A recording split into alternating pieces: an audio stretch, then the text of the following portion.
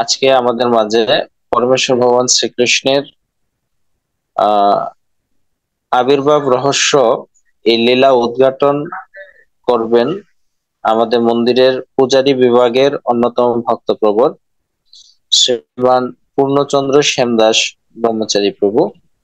তাই আপনারা সকলে ধৈর্য এবং মনোযোগ সহকারে এই ভাগবত কথা শ্রবণ করবেন, এই আশাবাদ ব্যক্ত রাখছি।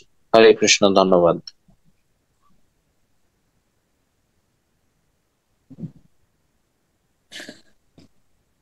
जय राधा माधव कुंज बिहारी, जय गोपी जन वल्लभ गिरिवरधारी, जसादनंदन व्रज जनरंजन यमुना वनचारी। हरे कृष्णा कृष्ण कृष्ण हरे हरे, हरे राम राम राम हरे हरे, हरे कृष्ण कृष्ण कृष्ण हरे हरे, हरे राम राम राम हरे हरे। जय राधा माधव जय राधा माधव, जय जय प्रभुपाद गुरुदेव निताय गौर हरि बोल, हरि बोल, हरि बोल, हरि बोल। जय जय श्री राधा माधव की, जगन्नाथ प्रभु सुभद्रा गौर निताय की, जगत गुरु श्री प्रभुपाद की, समवेत गौर भक्तवृंद के निताय गौर नित्यानंद प्रेमानंदे हरि हरि बोल। ओम ज्ञानतिमिरन्धस्य ज्ञानाञ्जनशलाकया चक्षुरुन्मिलितं येन तस्मै श्रीगुरुवे नमः। श्रीचैतन्यमनोभीष्टं स्थापितं येन भूतले स्वयं रूपं कदा मह्यं ददाति स्वपदान्तिकं। वन्देऽहं श्रीगुरु श्रीयुतपदकमलं श्रीगुरुन् वैष्णवां च श्रीरूपं साग्रजातं सगण रघुनाथान्वितं तं सजीवं साद्वैतं सवदतं परिजनसहितं कृष्णचैतन्यदेवं श्रीराधाकृष्णपादान् सगण ललिता श्रीविशाखान्वितांश्च नमः। विष्णुपदाय कृष्ण कृष्ण भूतले श्रीमते जय पताका स्वामी नित्य नामिने नमः। आचार्य पदाय निताय कृपा गौरगत धामदाय नगरांतरिणे नमः। विष्णुपदाय कृष्ण कृष्ण भूतले श्रीमते भक्तिवेदांत स्वामी नित्य नामिने नमस्ते सरस्वती देवी गौरवाणी प्रचारिणे निर्विशेष शून्यवादी पाश्चात्य दस्तारिणे। जय श्री कृष्ण चैतन्य प्रभु नित्यानंद श्री अद्वैत गदाधर श्रीवासादि गौर भक्तवृंद। हरे कृष्ण कृष्ण कृष्ण हरे हरे, हरे राम राम हरे हरे। ओम नमो भगवते वासुदेवाय, ओम नमो भगवते वासुदेवाय, ओम नमो भगवते वासुदेवाय।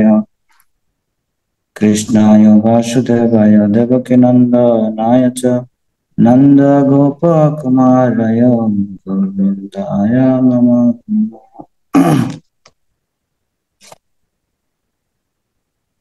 हरे कृष्ण। उपस्थित समस्त ভক্তবৃন্দের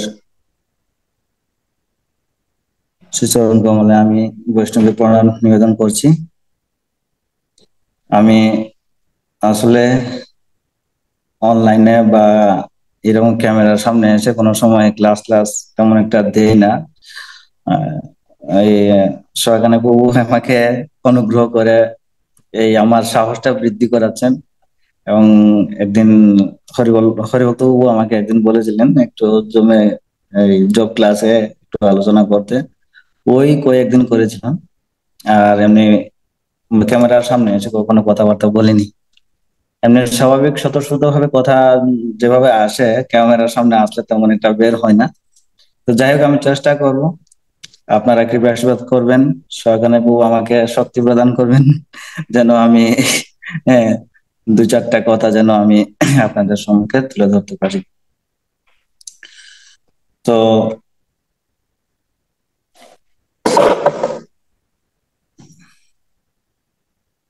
তো আমার কথাগুলো শোনা যাচ্ছে ঠিক মতো? হ্যাঁ প্রভু, শোনা যাচ্ছে। দরজা লাগিয়ে দেন তো।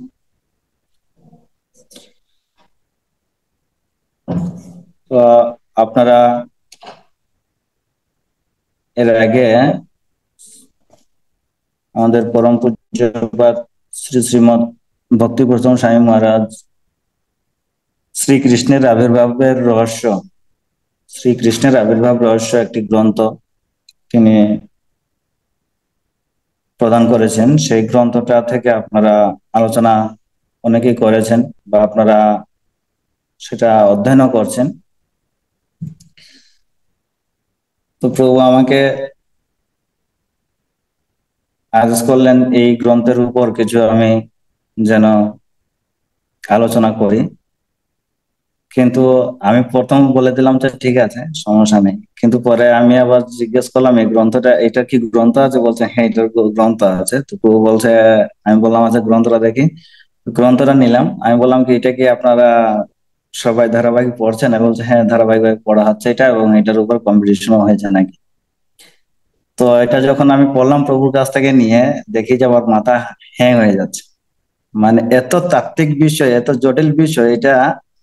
আমি ভাবলাম যে এরকম খ্রিস্টান আবির্ভাবের রহস্য, এটা যদি কেউ যদি না পড়ে থাকে তাহলে এমনি সাধারণ ভাবে আমি যতটুকু পারি, যা ইয়ে হয় তখন যতটুকু উপলব্ধি আছে তত আমি বলে ফেলবো, সমস্যা।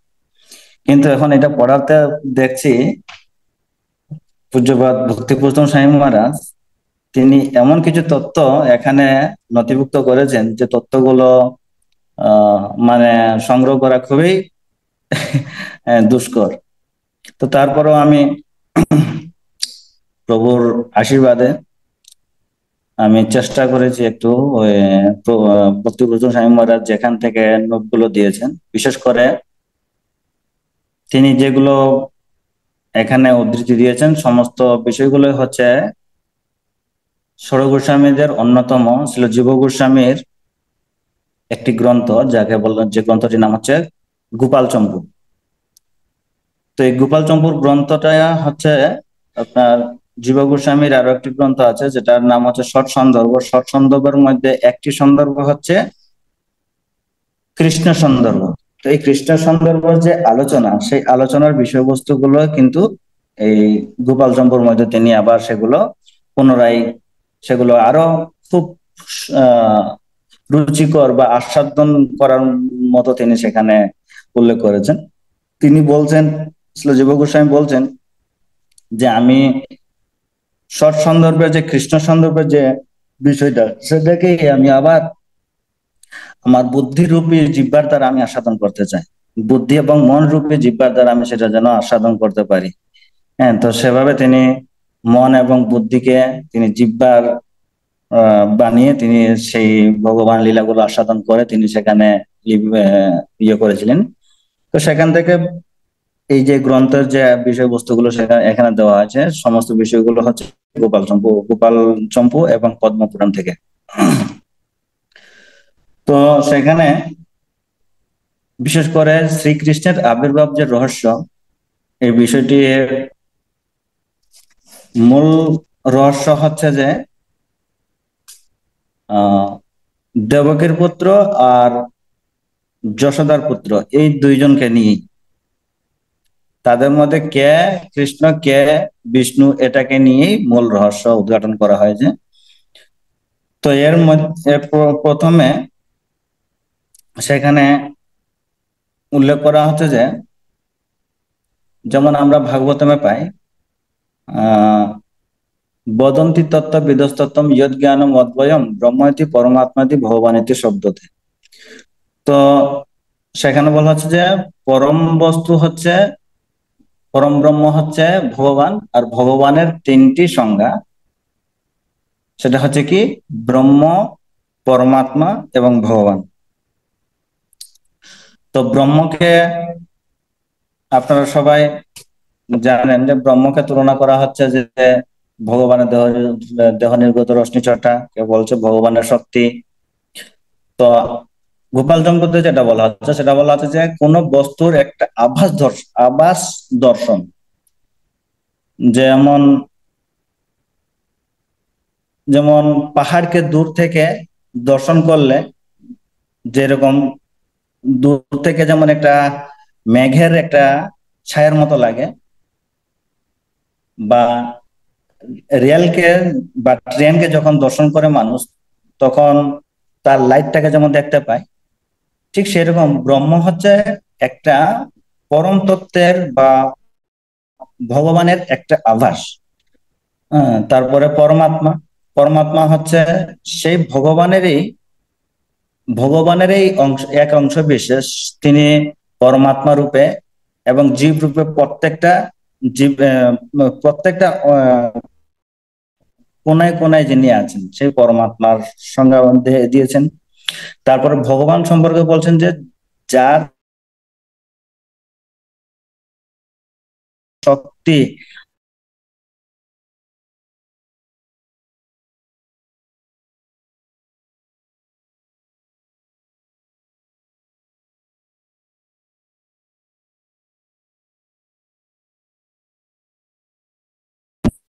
নেটটা কেটে কেটে যায়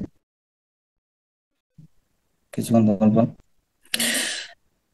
তো জীব গোস্বামী বলছেন যে ব্রহ্মার ব্রহ্মের একটা সংজ্ঞা আছে, সেই সংজ্ঞাটা হচ্ছে তিনটা: অস্থি, প্রাপ্তি, এই অস্থি, ভাতি, প্রীতি। অস্থি মানে অস্থি মানে আমি আছি, ভাতি মানে আমি আছি যে অবশ্যই আমি প্রকাশ্যমান, আর প্রীতি মানে আমি আমাকে অনেক ভালোবাসি। তো অস্থি মানে ভগবান যে এই জগতে আছেন, যে এই যে বিশ্ব সৃষ্টির মূলে যে ভগবানের যে হাত আছে, সেই সম্পর্কটাকে সেইটাকে বলা হচ্ছে যে অস্থি, মানে ভগবানের অস্তিত্ব আছে। তো ভগবানের যে অস্তিত্ব আছে সেটা কিভাবে আছে, তিনি কি নিরাকার নাকি সাকার রূপে আছেন?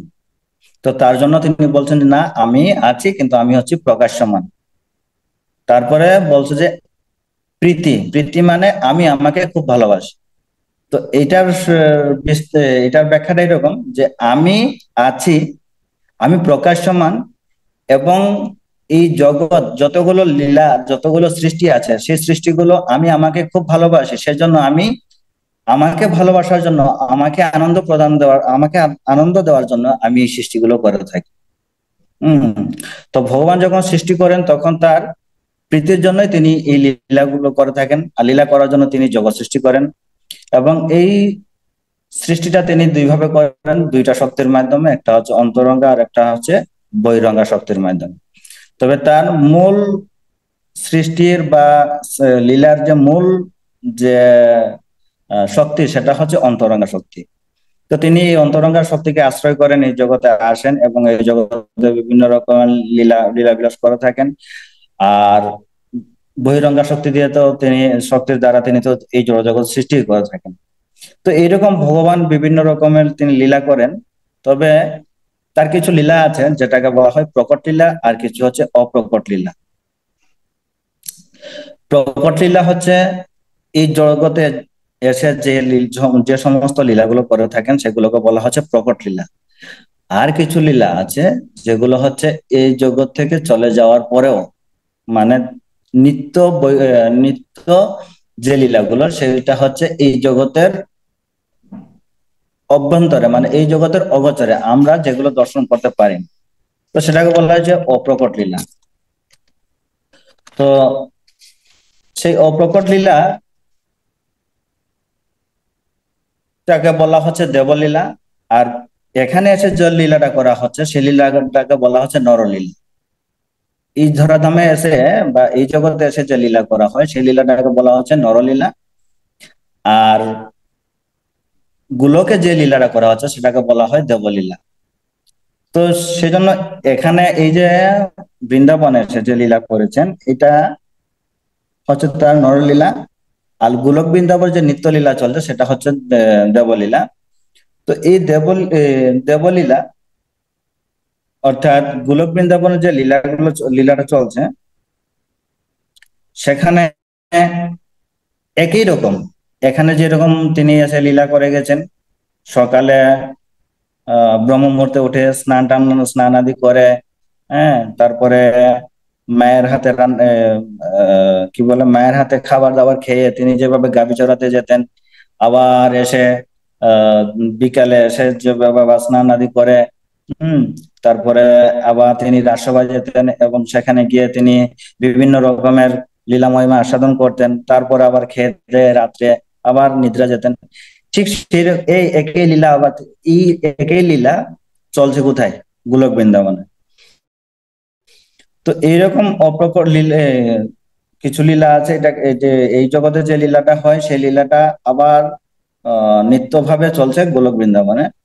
তো এইরকম প্রতিদিন কন্টিনিউ সেখানে লীলা হচ্ছে।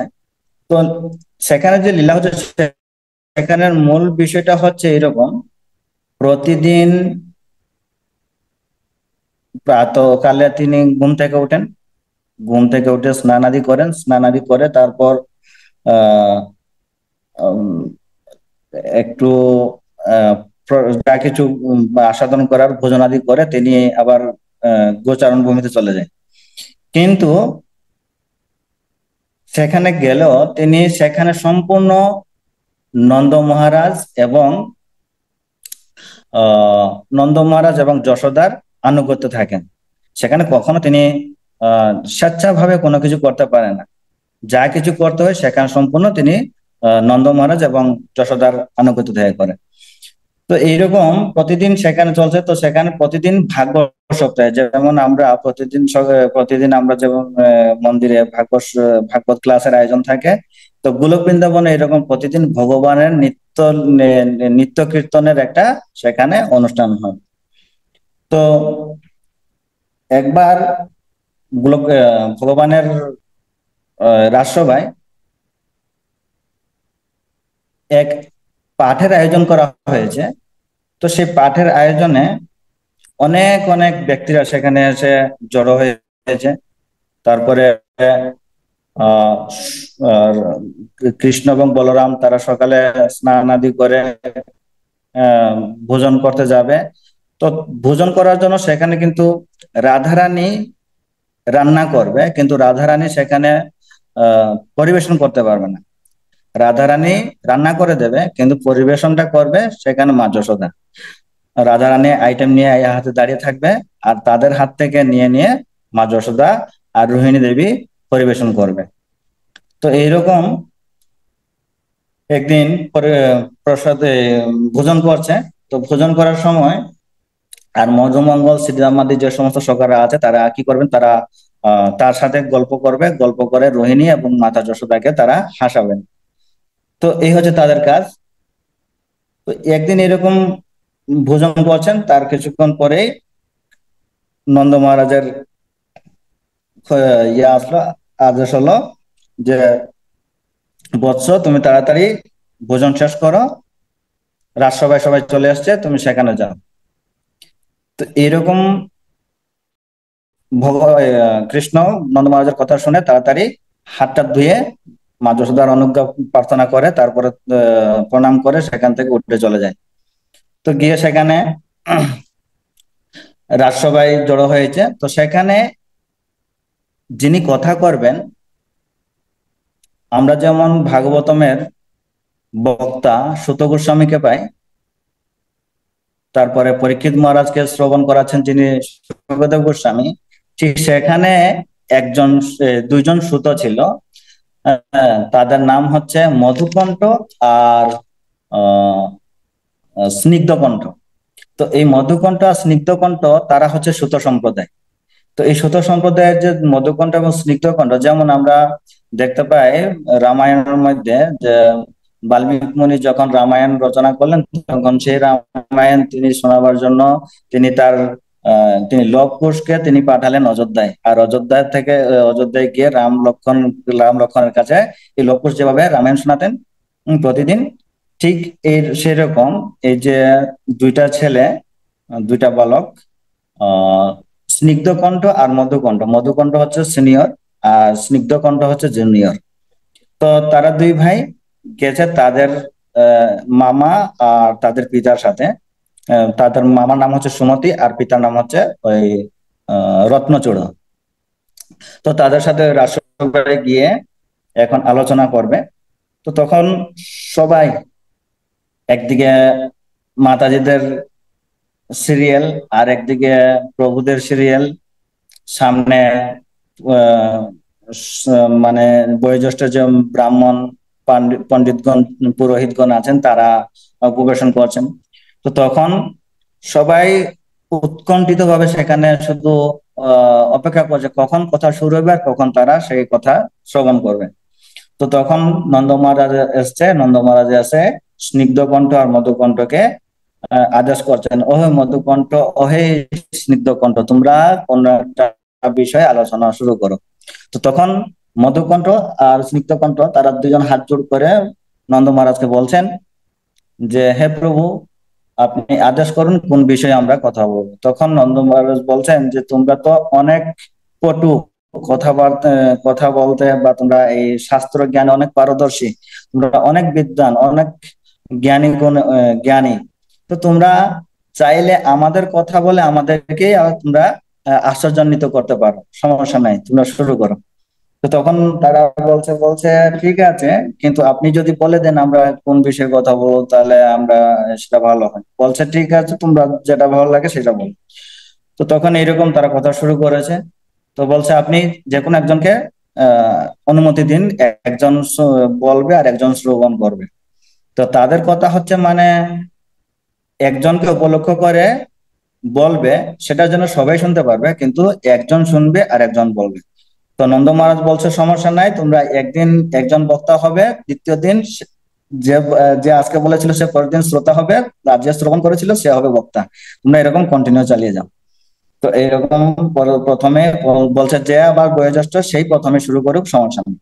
তো পরে এরকম মধুকণ্ঠ শুরু করেছে, মধুকণ্ঠ কথা বলে শুরু করেছে। তার প্রথমেই সবাইকে প্রণাম করলো, প্রণাম করে তিনি এই যে মধুকণ্ঠ কৃষ্ণের বা এই যে নন্দ মহারাজ যদু বংশের ইতিহাস তিনি টানলেন, আমি সেদিকে যাব না।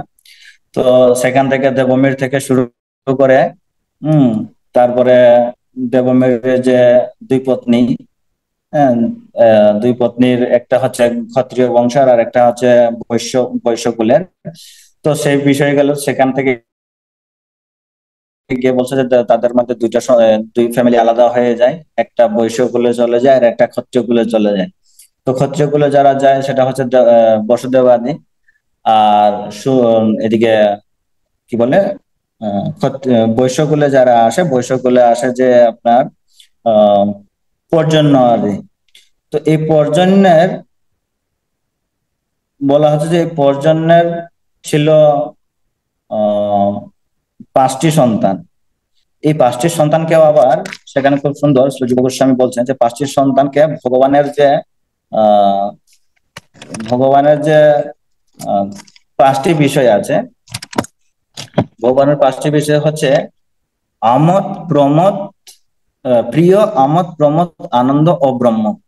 এই 5টি পুত্র উপনন্দ, অভিনন্দ, নন্দ, সনন্দ এবং নন্দন। এই 5টি পুত্রকে সেখানে জীব গোস্বামী বলছে এই ভগবানের যে 5টি বিষয় আছে ভগবানের আহ আহ, ইয়েতে ভগবত তত্ত্বে প্রিয়, আমোদ প্রমোদ, আনন্দ ও ব্রহ্ম, এই 5টি বিষয়ের সাথে তাদেরকে তুলনা করেছে। তো বলছে যে পর্জন্য, গীতায় যেমন আমরা দেখতে পাই পর্জন্য মানে হচ্ছে মেঘ, পর্জন্য মানে হচ্ছে বৃষ্টি।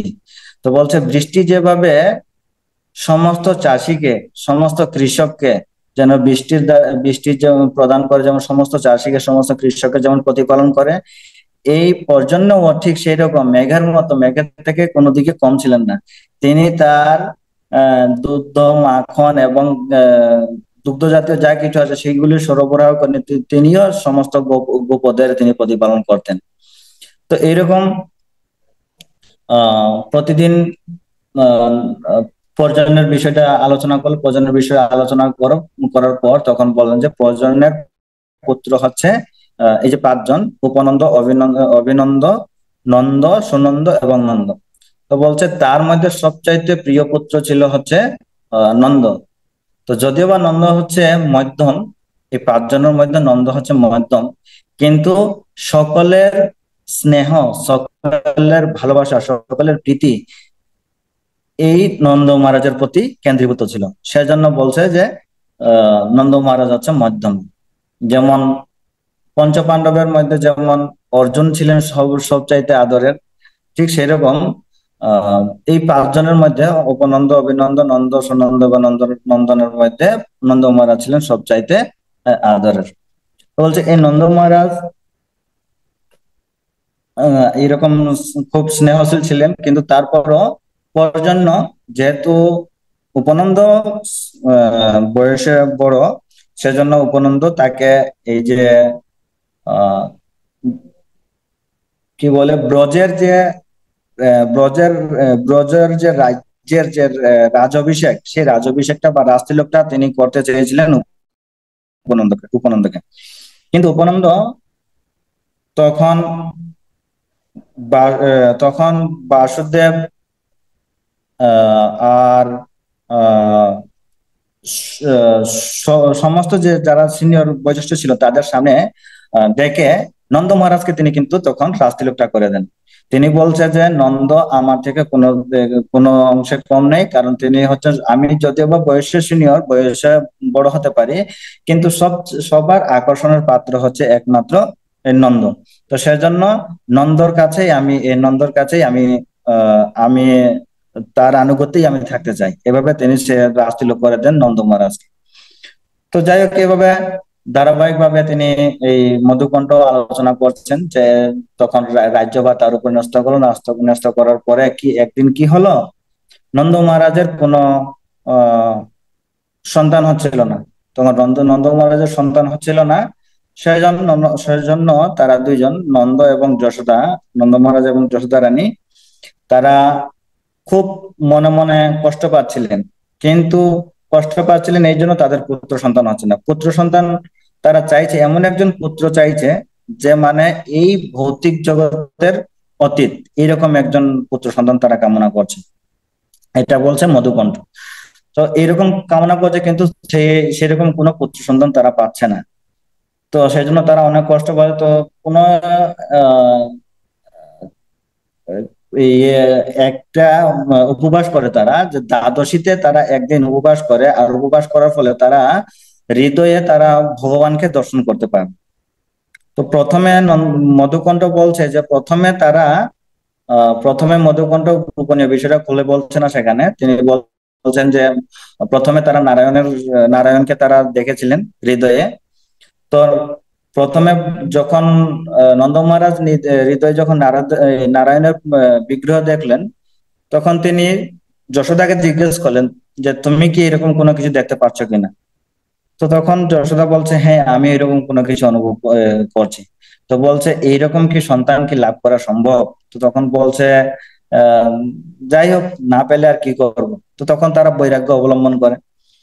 তো তারপরে ভগবত কৃপায় তাদের আবার হৃদয়ে যখন ভগবানের প্রতি, ভগবানকে পুত্ররূপে প্রাপ্ত হওয়ার যখন তাদের স্নেহটা উত্তর উত্তর বৃদ্ধি পেতে লাগলো, তখন তাদের জীব গোস্বামী বলছেন যে তাদের আহ হৃদয়ে যে স্নেহ বা পুত্রের স্নেহ, এটা যতটা মানে গভীর বা ঘনীভূত হতে থাকে, সে ঘনীভূত রূপটা, ঘনীভূত স্নেহটা, ঘনীভূত ভাবটা, সেটা তখন বিগ্রহ রূপে প্রকটিত হয়ে যায়। তো এইরকম মাঘ মাসের মাঘ মাসে তার গর্ভে আসেন। 8 মাস পরে, 8 মাস পরে ভাদ্র মাসে তখন আহ কৃষ্ণের জন্মগ্রহণ হয়। তো এইভাবে যখন কৃষ্ণের জন্ম হয়, তখন মধুকণ্ঠ বলছে এই যে কৃষ্ণের যখন জন্ম হয়, তখন আবার সেদিকে কংসের কারাগারে মধুকণ্ঠ, কিন্তু কথাটা ধারাবাহিকভাবে এরকম মানে আমরা যেভাবে সিরিয়ালে দেখে আসছি বা মহাভারতে যেরকম দেখে আসছি ওই রকম বলছে না। মধুকণ্ঠ কিন্তু কথাটা এভাবে কেটে কেটে নিয়ে চলে আসছে। তো বলছে যে এদিকে যখন নন্দ এবং যশোদার গর্ভে যখন কৃষ্ণের আবির্ভাব হলো, তখন সেদিকে কংসের কারাগারে আহ ভগবান বাসুদেব অর্থাৎ ক্ষীরোদকশাহী বিষ্ণু সেখানে আবির্ভাব হলো। তো তখন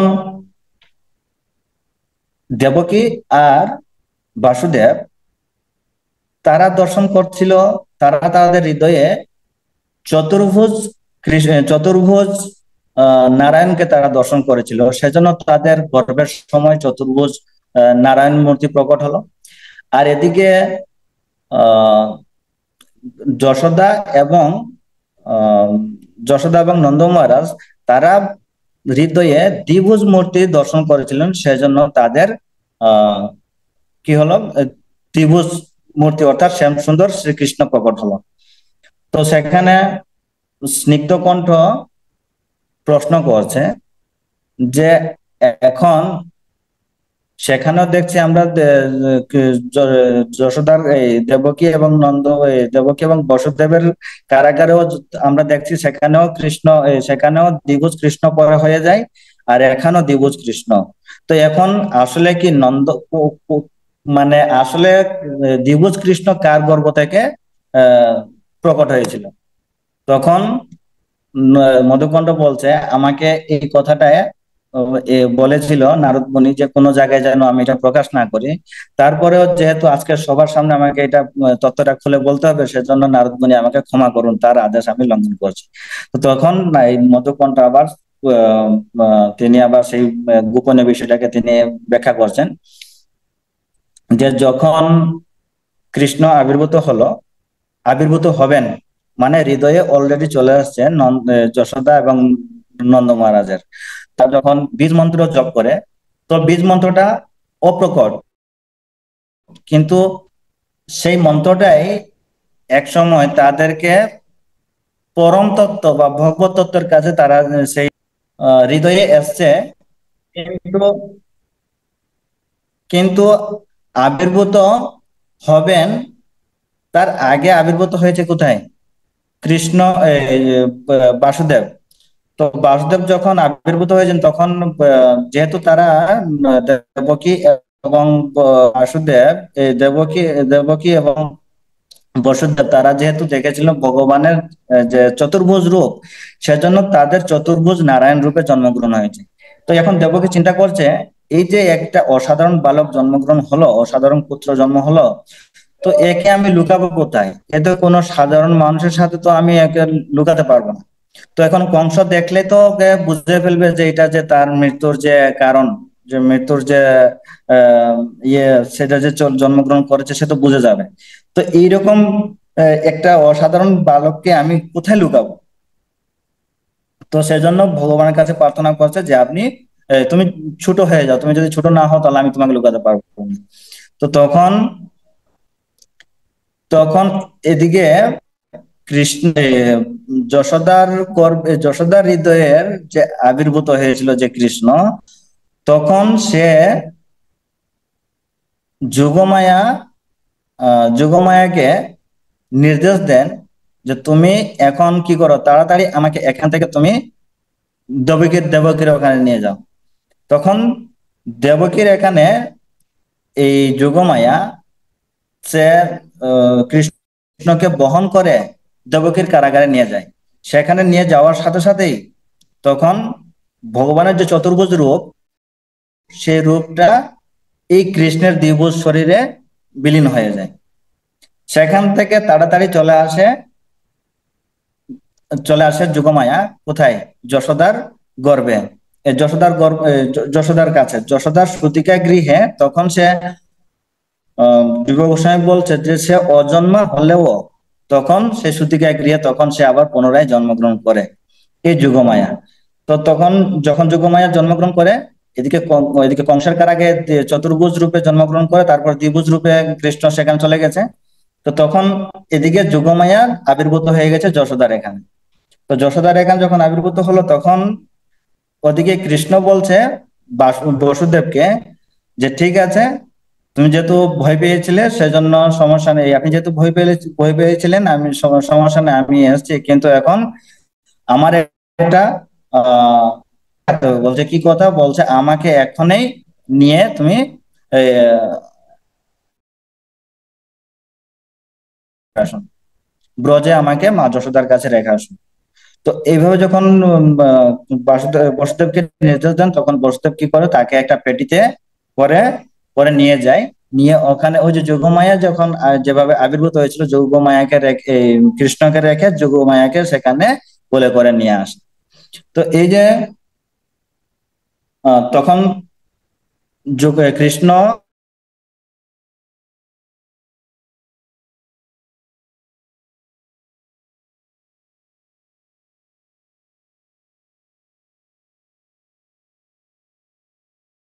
এখানে যখন যায় তখন মানে নিক্ষেপ নিক্ষেপ করতে চাইছিল, তখন সে তার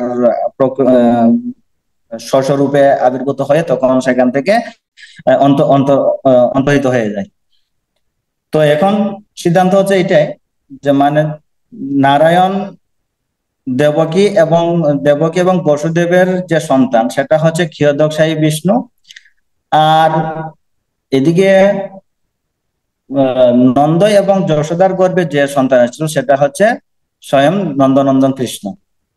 তো এটার আহ ইয়ে পাওয়া যায়, এরকম প্রমাণ এরকম পাওয়া যায়, যখন কৃষ্ণ এই জগৎ থেকে বিদায় নেন, তখন সুখদেব গোস্বামী পদ্মপুরাণে বর্ণনা করছেন যে কৃষ্ণ যখন এই জগৎ থেকে বিদায় নেন, তখন তিনি দুইভাবে কিন্তু অপ্রকট লীলা করেন। দুইভাবে অপ্রকট লীলা বলতে এইরকম, কৃষ্ণ যখন বিদায় নেয় তখন